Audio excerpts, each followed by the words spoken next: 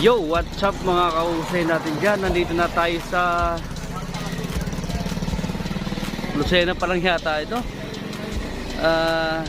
Medyo napapasiyar na po kami, kaya huminto muna kami dito sa gasoline station. Dito tayo sa Giant gasoline station. So ito yung ito po yung namin, sasakyan namin, van, sa pong van na to. So ito po yung mga kasama namin, pamangkin ng pamangkin ni Missy. At saglit lang po kami rito, iihilang, tapos alis na rin naman po kami. Medyo wala pa rin naman tayong gaanong tulog. So hanggang sa susunod ulit mga kakusay natin dyan. Tara, share muna tayo. Share muna po kami. Yo, what's up mga kakusay natin dyan? Time check po tayo, 7:30 ng umaga. Nandito pala kami sa Barangay Tabugon, dito sa Bicol na rin, pero medyo malayo-layo pa sa pupuntahan natin. Umalis kami dun kagabi ng 12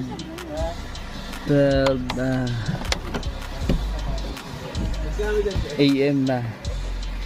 So ngayon nandito pa rin tayo, alas 7:30 na.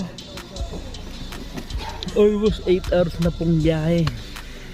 Ganun kahirap, ganun kahaba ang biyahe papuntang Bicol. Tsika-tsika lang. At unang uwi na naman uli natin to. Unang uwi ko is 2018 pa. So ngayon ulit tayo makaka-uwi ng Bicol. Nakakatawa, nakaka-excite. Yahoo!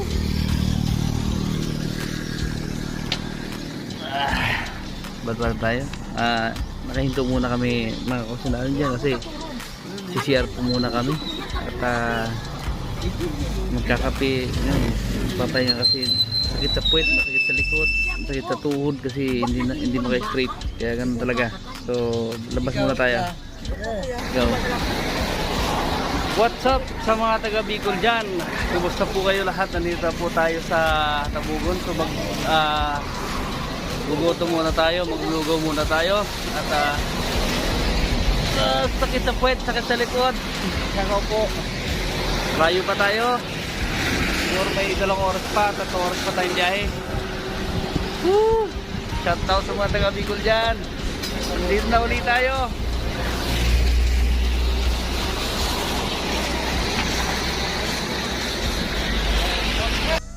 Yo, what's up mga kahusay natin dyan?